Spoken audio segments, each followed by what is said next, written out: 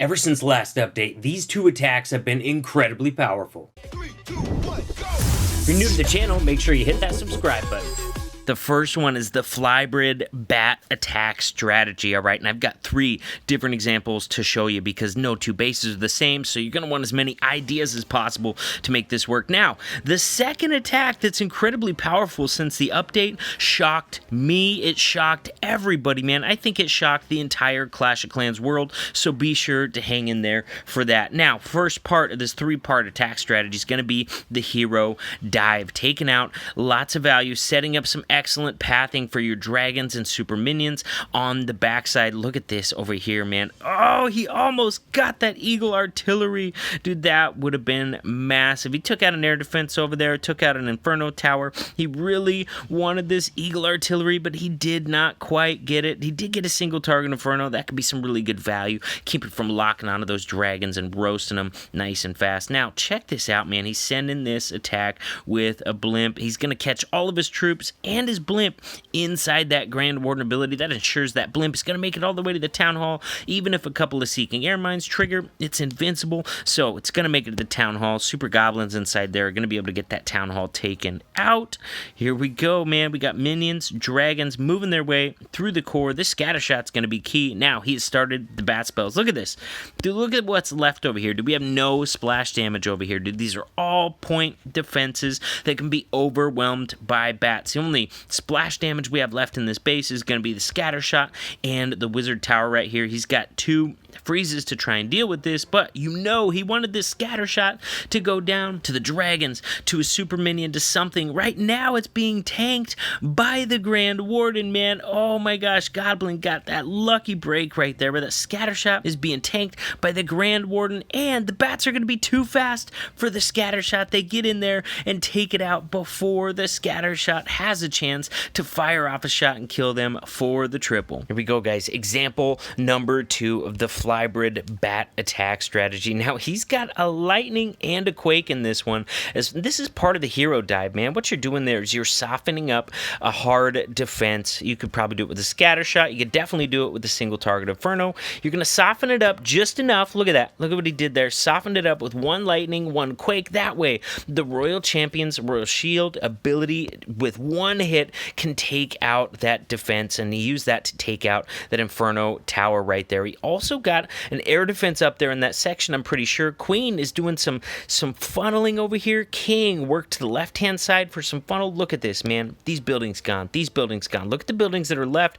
We got a nice little path heading into the base. Sweeper remaining is pointing in the opposite direction. That's exactly why he planned this entry right here, man. Now, we got dragons, loons, and super minions coming in, generally dropping those dragons first with the loons right behind. You want those loons to zoom out in front of them, soak up as many Seeking Air Mines as possible so that they're not able to take out the dragons. Then after that, it's the dragons' turn to do the tanking. Super minions staying right behind. Super minions largely unhit at this point because those dragons are doing a really good job of tanking for them, unless you run into multi-target infernos, which can target 5 different troops at once. Oh, and scatter shots that can hit groups. Look at this, man. I love this move. We got splash damage left on the base. We got this scatter shot right here. We got this wizard tower right here. Now, he knows because of that inner range on that scatter shot, he can start the bats right on top of it. He doesn't have to freeze it at all. If he would have started the bats somewhere else and moved them towards that scatter shot, he would have had to freeze it. But since he starts it right on top of the scatter shot and super minions take out the wizard tower on the other side, he's got 3 freezes that he doesn't even need. This base is already 3-star.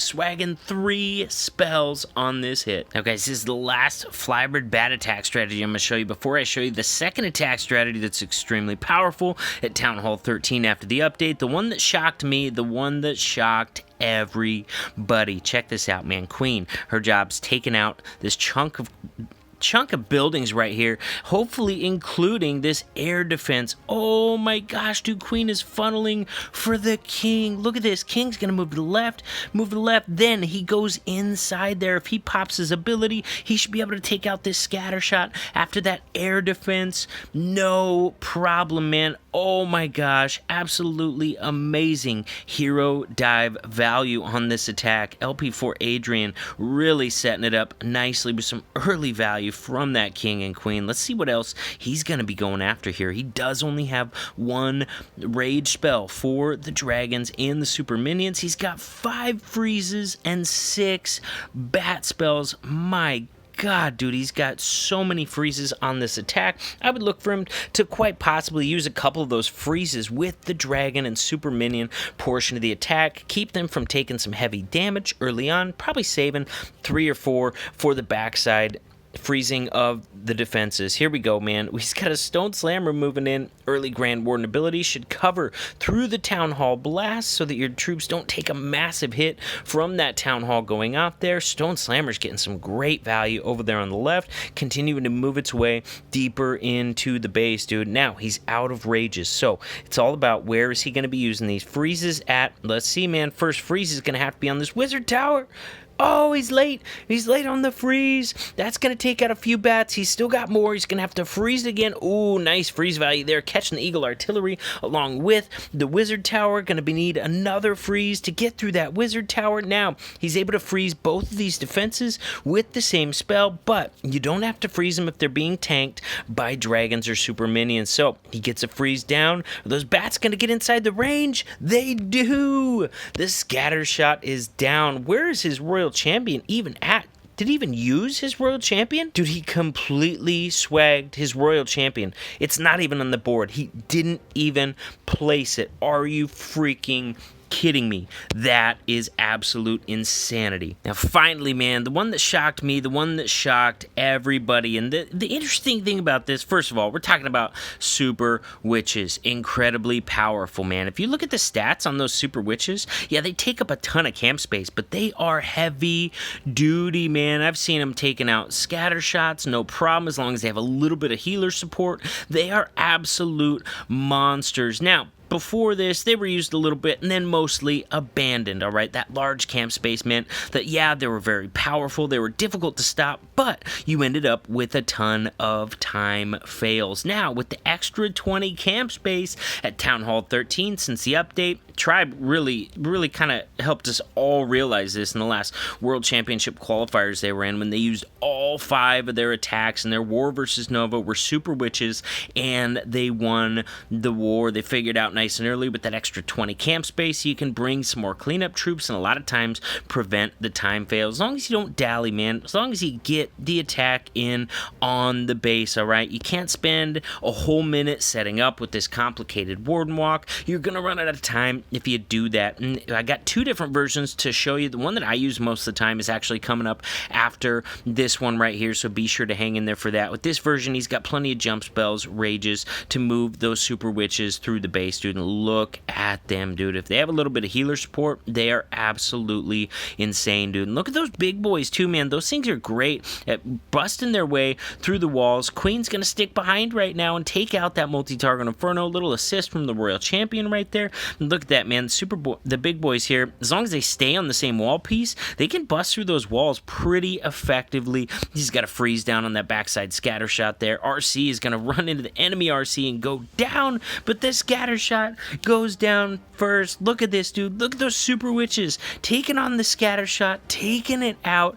Dude, they are monsters. Look at this, man. We still got 2 super witches out here taking on the enemy clan castle troops, continuing to spawn more of those big boy skeletons to get out in front of them, tanking those defenses so they can get them taken out. Look at this solo super witch right here facing off with this cannon. She is going to be winning that battle. The other 2 super witches still alive, man. Still alive. They don't even have healers. They're still alive because they keep spawning those big boys and then taking out those defenses before they go down, dude. That's when you really see the strength of these things, is on the backside of the base when they still just refuse to die and finish up so many triples for you. Here we go, man. First order of business on these attacks, and this is the one I use the most often. I use this 100% of the time in Legends now. This is going to be zap some value, all right? 5 lightnings, 1 quake. You can take out an Inferno Tower compartment with that, or you can take out a scatter shot with that number of lightnings and quakes. You're going to use it exactly in the same place in most areas and on most bases where you're going to be doing that Warden Walk.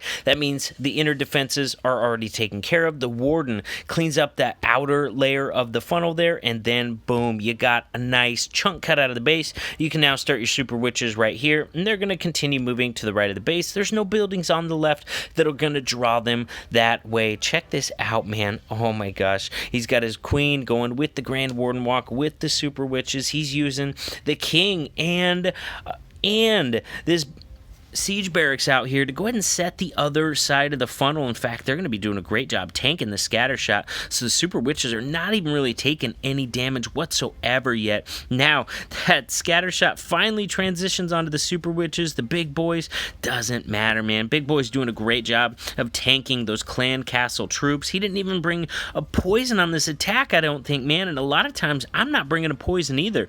The Witches are really good at taking out clan castles, even tough ones, with the big boys out in front taking the damage. Super Witches behind, they're able to take out clan castle troops usually no problem at all. Hounds can distract and hold up the Super Witches. Other than that, man, a lot of like the super minions and stuff, just not that big a deal, man. The big boys eat up so much of that damage out in front, and the Super Witches, even if they do start getting targeted, they got a ton of HP, man. They're over 3,000 hit points, dude. They are absolute monsters, and that's why they're weathering all these traps.